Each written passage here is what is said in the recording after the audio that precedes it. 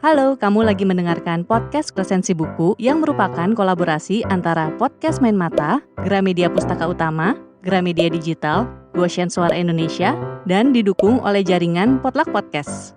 Selamat mendengarkan. Ketemu lagi sama Nazid, kabar baik? Hai Kak Manda, Alhamdulillah puasa setengah bulan telah dijalani dengan lancar. What about you? As always, baik sekali dong. Teman-teman pendengar dimanapun berada, apa kabar? Semoga aman selalu ya. Kamu tahu nggak sih, sejak pertama kali ngerancang segmen podcast ini, segmen Monthly Dose of Books ini yang paling aku suka. Dan buku yang kita akan bahas kali ini adalah salah satu buku yang melatar belakangi dibuatnya podcast ini. Tahu nggak? Biar aku tebak ya ini. Kak Manda sih akhir-akhir ini sering ngomongin buku ini. Aku juga ngikutin setelah berkali-kali lihat buku ini seliweran di Instastory Kak Manda. Judulnya kalau nggak salah You Do You yang ditulis sama Felixandro Ruby. Bener gak nih? Bener banget, buku ini tuh kayak magis ya buat aku yang lagi seru-serunya surfing di lautan ilmu buat mempersiapkan masa depan. Buku You Do You Discovering Life Through Experiment and Self-Awareness ini ditulis oleh Felixandro Ruby, seorang pengusaha sekaligus content creator di YouTube dan blognya. Serta podcaster di podcast 30 Days of Lunch juga nih. Dan gak cuman itu, beliau juga merupakan founder dari aplikasi Mentor Gue loh. Wah, luar biasa memang Kak Ruby ini. Dan tahu gak Kak Manda? Kalau buku You Do You pertama kali dicetak pada Desember 2020. Nah, buku ini diterbitkan oleh Perpres Gramedia Pustaka Utama dan jadi buku mega bestseller. Sekarang nih, bukunya sudah masuk cetakan kelima. Keren banget emang, no debat. Gak cuma penulisnya, konten dan fisik buku ini juga keren banget loh. Sampul warna abu-abunya tuh ciri khas Ruby banget. Apalagi kalau teman-teman ngikutin Instagramnya. Yang warna abu-abu ini tuh isinya insight-insight luar biasa. Ilustrasi di bagian sampul yang berupa tipografi menggambarkan isi dari buku ini dan gak kalah seru. Ada kesan timbul yang bisa kita rasain di sampul depannya. Kertas yang dipakai juga gak bikin mata capek dan gak bikin kesan berat dipegang meskipun buku ini terdiri dari 242 halaman ditambah cover. Kadang nih Kak Manda, buku-buku kayak self-improvement itu penuh dengan tulisan dan bisa aja bikin bosen buat bacanya. Apalagi untuk orang-orang yang gampang males buat baca bukunya, seperti aku ini. Tapi enggak buat buku ini, isinya itu sudah kayak hidupku, warna-warni. Waduh. Setiap bab punya warna beda-beda. Desain isinya juga membantu banget buat memahami tulisan seperti penandaan garis stabilo atau highlighter buat kalimat penting, ilustrasi penggambaran yang menambah penjelasan yang dimaksud, dan ada beberapa quotes yang bikin buku ini tambah playful banget deh. Pokoknya aku enjoy banget buat baca buku ini. Gak cuma dari grafis aja Zid yang bikin buku ini mudah dinikmati. Sebelum masuk bab 1, kita dikasih tahu cara gimana nikmatin buku ini dengan baik. Gak harus baca dari awal sampai akhir loh, karena gak semua orang butuh semua informasi yang ada di buku ini. Buku You Do You ini tersusun dari 5 bab yang berangkat dari pertanyaan-pertanyaan seputar diri sendiri, problema ikigai, merancang hidup, pembangun network, sampai prinsip-prinsip yang harus kita ketahui untuk menambah pengetahuan dan kesiapan dalam menjalani masa 20-an. Nah, kita mulai nih dari bab 1 ya.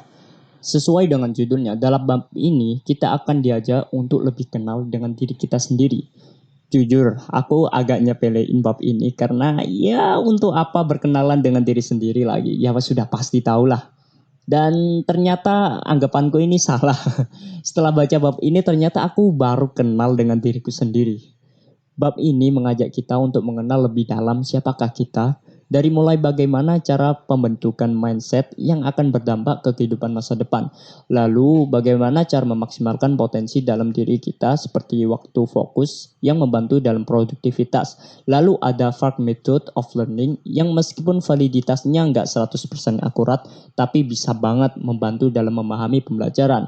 Pokoknya kalau kita sudah kenal dengan diri sendiri, maka akan jadi modal penting dalam menghadapi kehidupan. Menurutku, bab 1 ini menunjukkan bahwa penting banget untuk self-awareness yang mungkin sebagian orang menyepelekan seperti aku di awal tadi. Emang ya, kadang tuh orang-orang udah ngerasa yang paling tahu tentang dirinya sendiri padahal masih kulitnya doang gitu. Masuk ke bab 2 itu, kita digiring pada pembahasan passion. Teman-teman pasti pernah dengar kata passion kan? Overheard banget malah. Di bab 2 ini, kita bakalan nemuin di mana passion yang menimbulkan confusion. Apa sih passion itu? Dari pertanyaan itu, kita akan dibawa pada pembahasan ikigai yang berasal dari bahasa Jepang dan memiliki arti reason of being. Di sini kita bakalan dijelasin untuk menemukan titik antara apa yang kita suka, apa yang kita jago di situ, apa yang kita bisa dapat duit dari situ, dan apa yang dunia ini butuhkan. Kita bisa aja mulai dari what we love, tapi di buku ini akan dimulai dari what we can be paid for, dengan memikirkan tujuan finansial dan kemampuan bertahan hidup ke depannya. Setelah menemukan what we can be paid for, kita akan diarahkan untuk menemukan what we love. Dan salah satu perspektif yang dibawa buku ini buka pikiran aku banget. Jangan cuma fokus di kata benda, variasiin kata kerjanya. Misal, teman-teman suka sepak bola. Teman-teman cari tahu apa sih yang bikin teman-teman suka dari sepak bola. Apakah buat mainnya, apakah untuk menentukan strateginya, atau untuk mengomentari. Dari situ kita bisa menyimpulkan apa sih yang sebenarnya cocok untuk kita dari permainan bola tersebut. Apakah untuk jadi pemain, apakah untuk jadi pelatih, atau untuk jadi komentator bola. Dari sini, kita diajarin untuk nggak membatasi diri pada satu definisi tertentu dan menjadi seorang multipotentialite. Wah, ternyata nggak cukup ya untuk mendefinisikan diri kita pada suatu hal tertentu. Tapi kita bisa jadi apapun itu. Nah, semakin kita lama membaca buku ini, kita semakin tenggelam dalam pembahasannya. Kita juga diajak berenang lebih jauh. Di bab selanjutnya, yaitu bab 3, Kak Ruby menjelaskan dalam hidup itu ada beberapa musim, yaitu musim 20-an, 30-an, dan 40-an. Setiap musim ada tantangannya sendiri, contohnya musim 20-an yang seharusnya kita manfaatkan untuk bereksperimen, eksplorasi diri, membangun kebiasaan, dan menambah ilmu sebanyak-banyaknya. Karena kegiatan yang kita lakukan di musim 20-an akan berdampak pada musim berikutnya. Selain itu, Kak Ruby juga menjelaskan bahwa suatu hari nanti bisa jadi kita akan mengalami belokan tajam dalam perubahan karir yang bisa dibilang drastis. Lalu ada juga pembahasan mengenai entrepreneur versus profesional yang seringkali menyebabkan kebimbangan muda-mudi lah dalam menentukan karirnya. Dan yang terakhir, dijelaskan bagaimana bersahabat dengan sebuah kegagalan, yang dimana itu adalah sebuah masalah yang selalu menghambat kita. Wah, daging banget sih ini isinya. Bab yang paling aku suka itu di bab 4 ini, Building Our Network. Mulai dari skill, influence, health, sampai money. Pernyataan tentang the best investment is yourself itu udah highlight banget kalau misal memperkaya dan memperdalam skill itu menjadi tuntutan sekaligus aset utama yang harus kita punya. Mau jadi IT atau MC person, generalis atau spesialis, di buku Yuduyu ini udah dirancang pembahasannya biar mudah dicerna bahkan untuk awam. Perkara influence yang sering dilabelin pencitraan atau buat ajang pansos juga menjadi topik di bagian network yang berupa personal branding. Kalau masalah kesehatan udah gak usah ditanya lagi lah ya. Ngutip kalimat Kak Ayu Kartika Dewi, staf sus presiden, tugas itu bisa didelegasikan, tapi kalau kesehatan cuma kita yang bisa melaksanakan. So, menjaga kesehatan diri sendiri tuh udah top priority banget. Gak mau kan masih umur 20-an tapi lari 10 menit nafasnya udah Senin Kamis. Last but not least, topik money di sini legit banget sih. Masalah money mindset dan macam-macam income yang bisa kita dapat tuh dibedah cuy di sini. Menantang banget buat segera mencapai 1 miliar pertama. Waduh, ambisi banget nih buat jadi miliarder usia muda. Harus dong, mumpung masih muda nih. Last chapter dilirik pembahasan mengenai growth mindset versus fixed mindset yang sedikit banyak mempengaruhi pola pikir kita dalam mengevaluasi suatu kondisi. Apalagi di topik privilege yang sering dijadiin excuse buat menormalisasi kesenjangan akibat nggak adanya usaha. Ini dalam tanda kutip ya. Privilege itu nyata, tapi nggak seharusnya dijadiin alasan atau lebih buruknya dijadiin kutukan. Tapi pakailah privilege itu untuk membantu orang lain.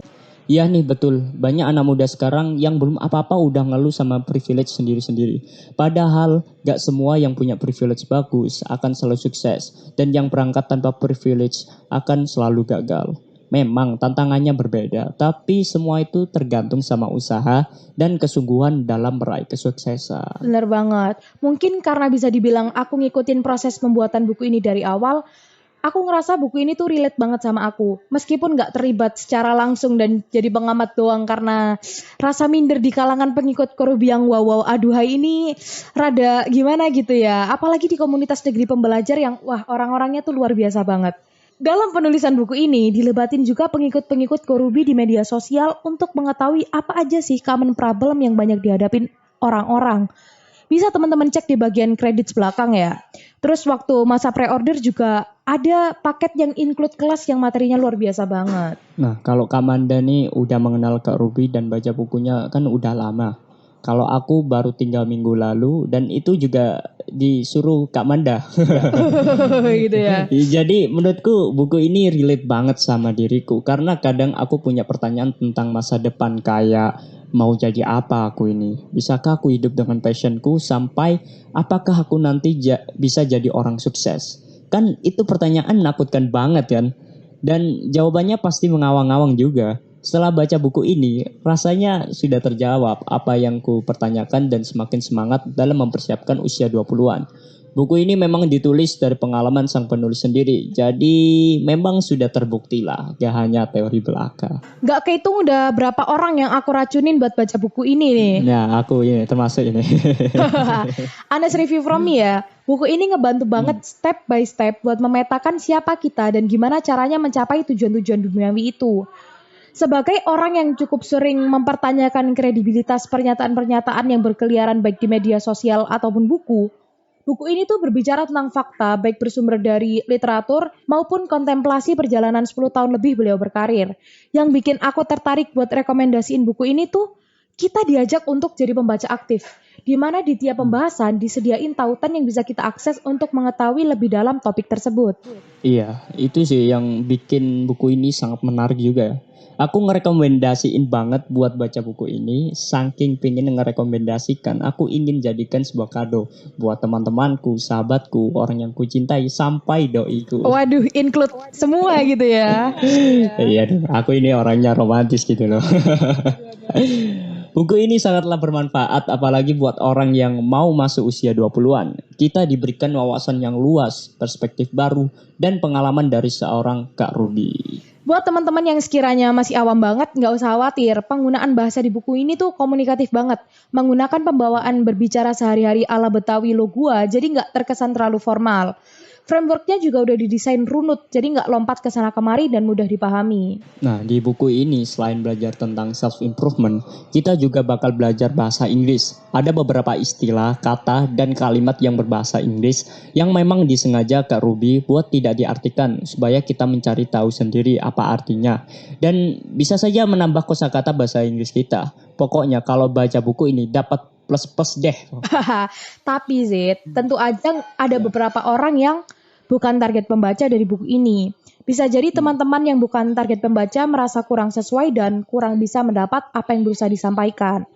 Buat teman-teman yang baca karena FOMO atau fear of missing out dan kebetulan bukan target pembaca, apalagi nggak terlalu mengenal penulis juga, mungkin lebih sukar merasakan sensasi secara keseluruhan buku ini ya.